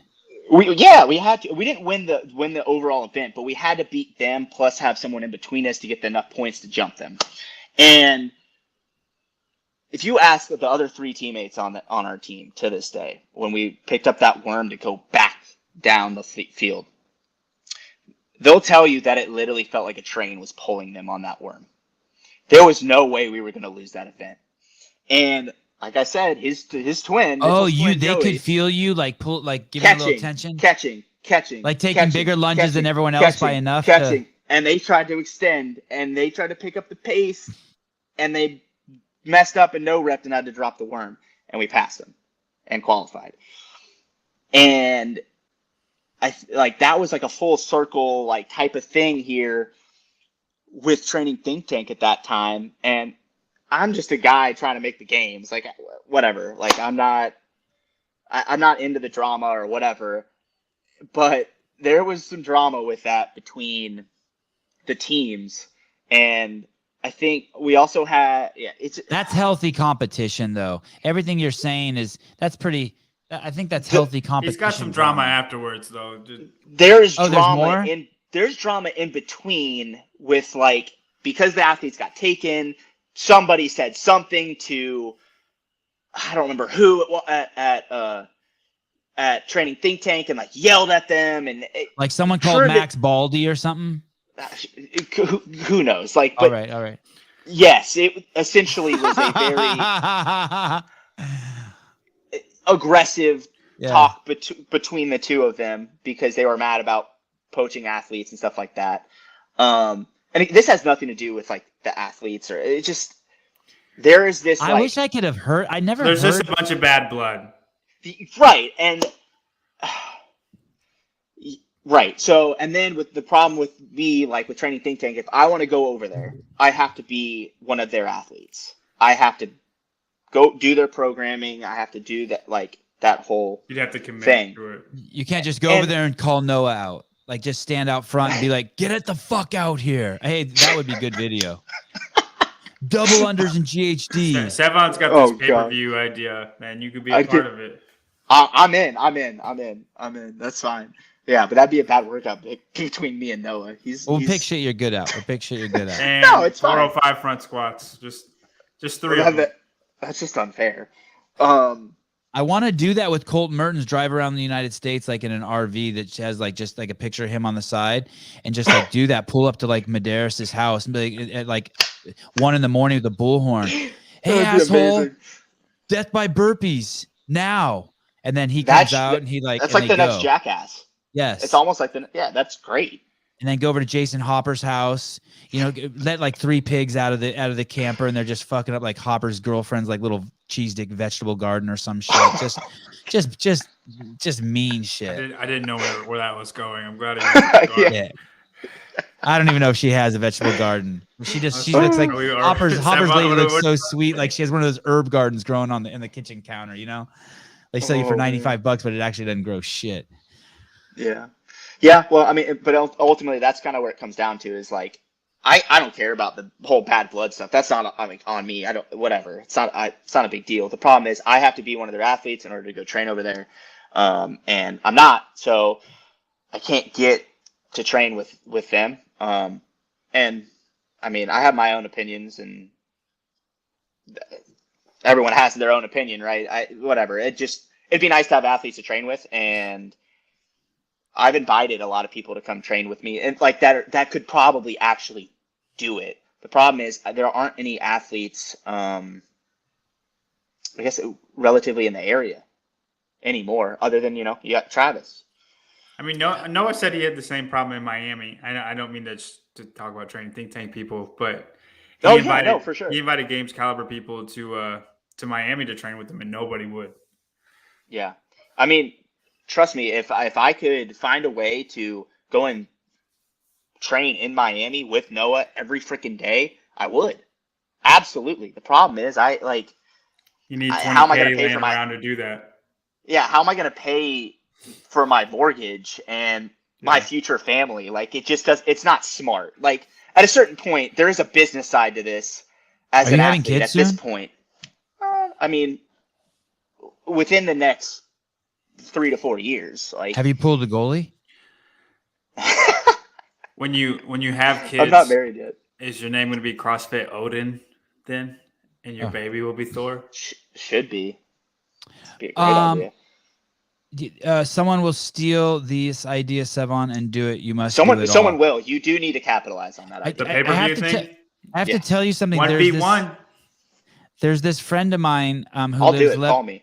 11 miles down the road from me, and he's got a ranch, and he just lost his job, and so I think and I think maybe we will do some events or something fun together. But I want to read this to you what someone wrote in my Instagram. Sorry for it. I know it's your podcast, Griffin. Oh, I don't care. Go for it. I enjoy your podcast, Sevon, your love for the CrossFit methodology to solve the world's most vexing problem, and your loyalty to Dave. All very admirable.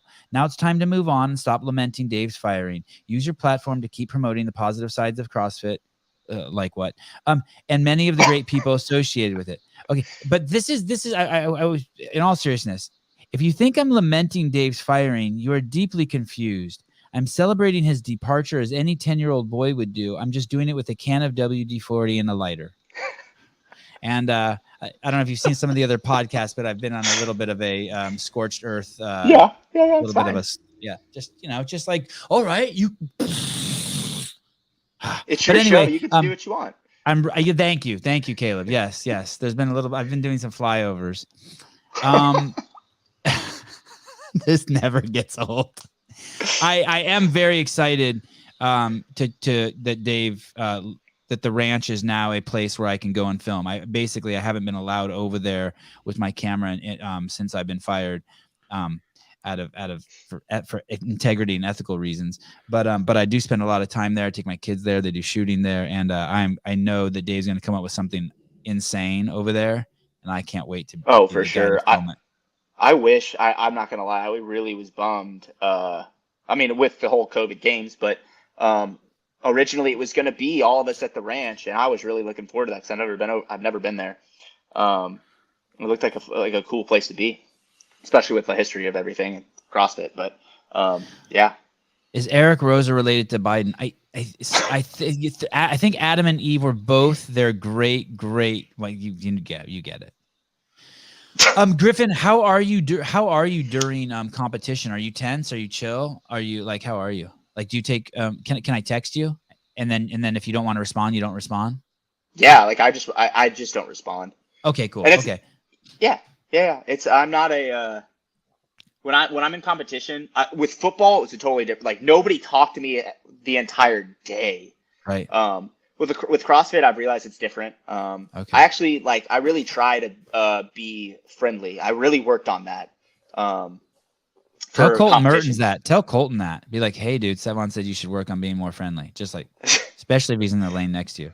Well, how the heck am I going to get a training partner being a complete dickhead? Like, it's not going to happen. Like, I gotta. Yeah, he doesn't want a training partner. Okay, so throughout the week we might bug you, super low stress, the same way we sent you this. Are you on your phone right now? Yeah, so we sent you that link and it popped up. We might try to do we'll probably reach out to you. If you don't want to do it, just don't respond. No hard feelings. No, just let me know. Like, again, okay. Like this isn't, if this was like the semifinal or whatever, probably a little different story, but it's not. It's it's just a competition, and I mean that with all intents and purposes. Like that, it's just a competition. There's not really an importance to it. So I'm trying. Here's my weakness: having fun in a competition. I will try to do my best to have fun.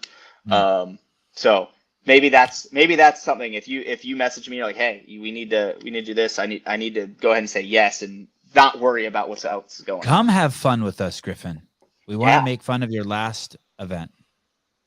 Are you saying John, the last event's going to be bad for him? No, Yeah. not like the last event, but just whatever I know, the I was last like, event. what is that? No, Oh, no. shit. I'm not suggesting that at all. Savon knows the last No. event. No, It's I do gonna be not know does. the last trouble event. for I don't you, know shit. Griffin. That's what he God said. damn. I know exactly what it is now. It's fucking 5 minutes of strict handstand push-ups. Great. Max death by handstand push-up. That's what Death it is. by it. Yeah, I might as well just go ahead and pull out and go just go kick back in a lawn chair.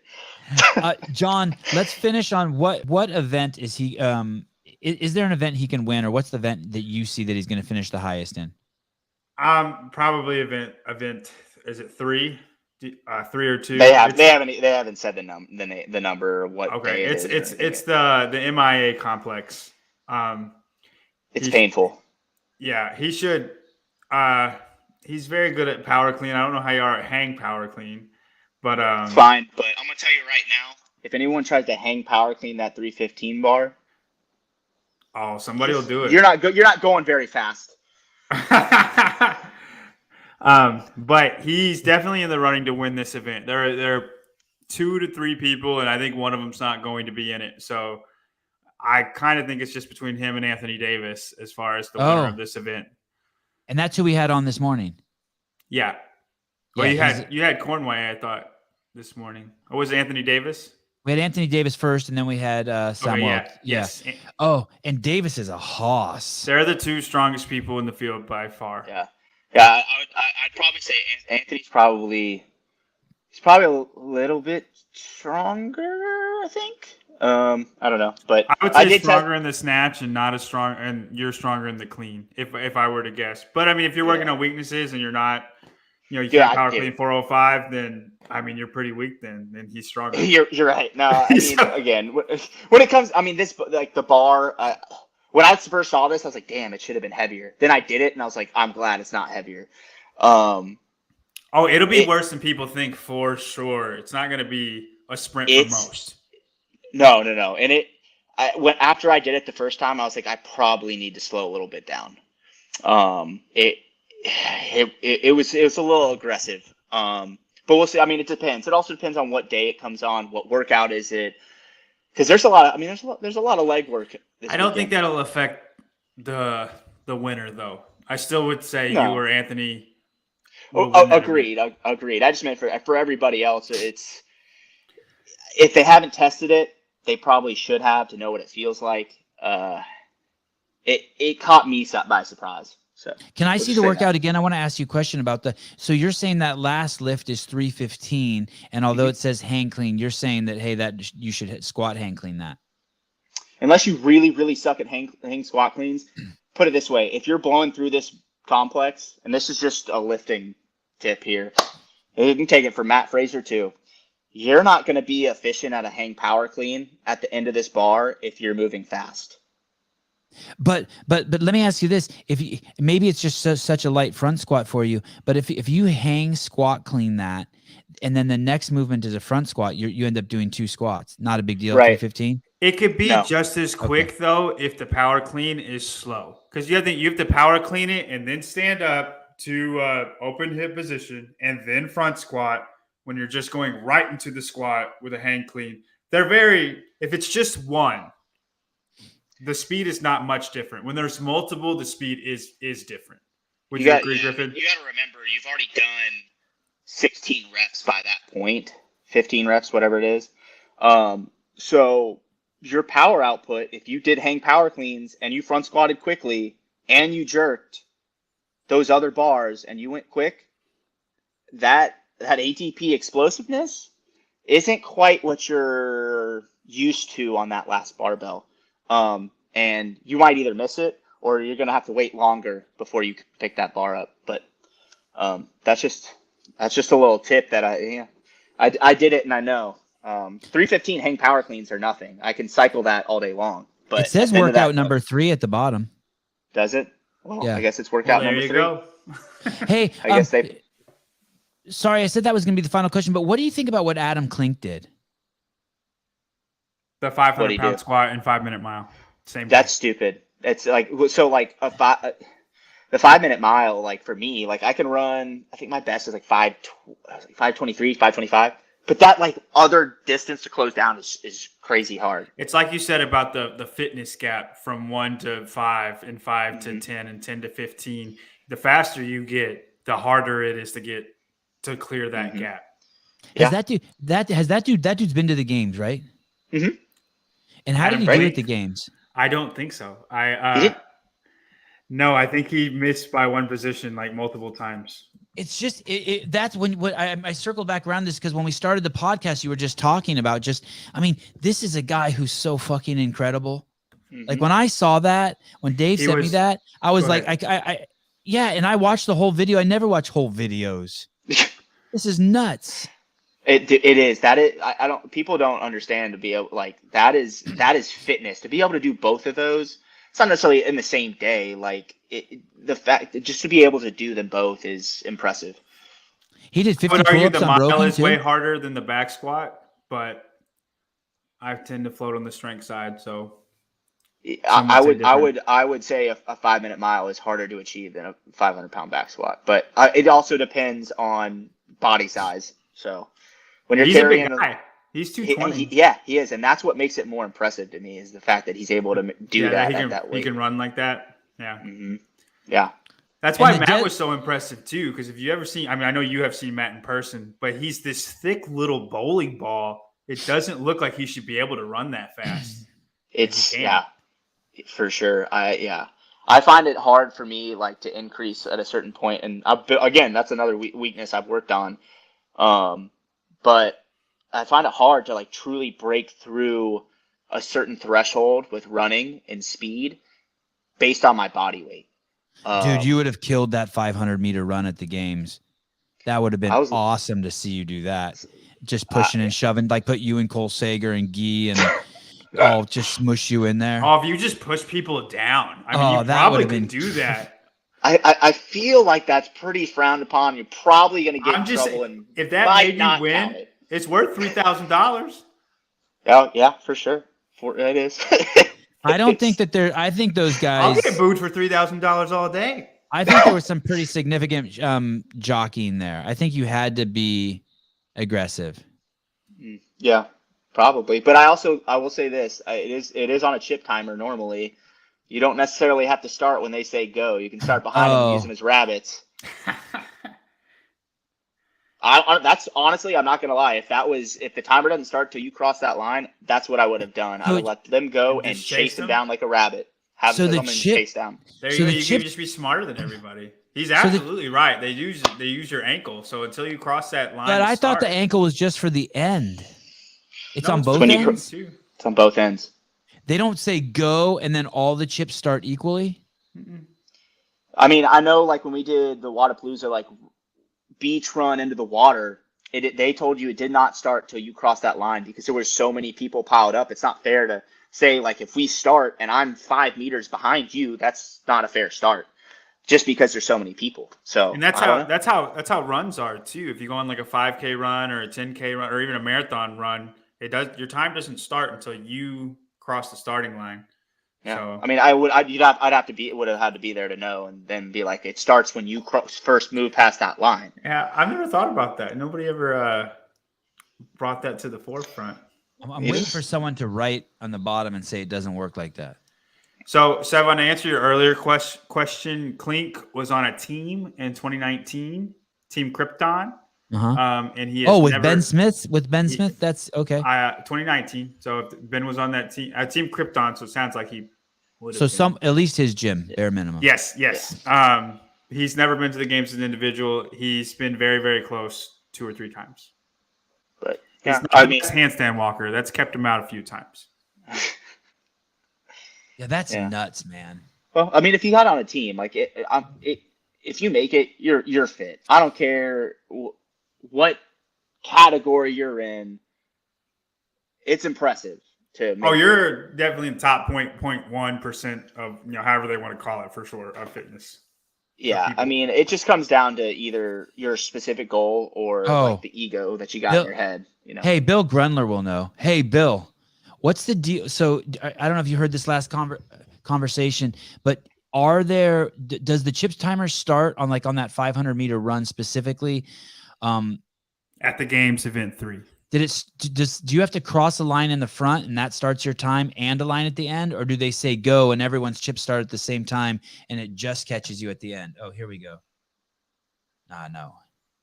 Maybe he's behind in the podcast and he's not even going to hear the question for 15 minutes. What if it's just like what Savon said and then your comment was irrelevant then, Griffin?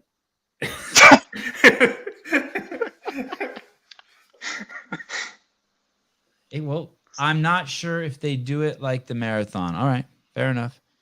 Yeah. Well, if anyone would know, it would be Bill. I thought it was just the end. Yeah, me too. What do we know? Well, Bill, like I said, what do you think? All I can Bill, say is from experience at Wodapalooza. With that one, they told us it was when we crossed the first line it started, so it didn't matter. And but that again, makes sense it was a bigger because field. It's not fair if somebody gets boxed out and everybody starts at once.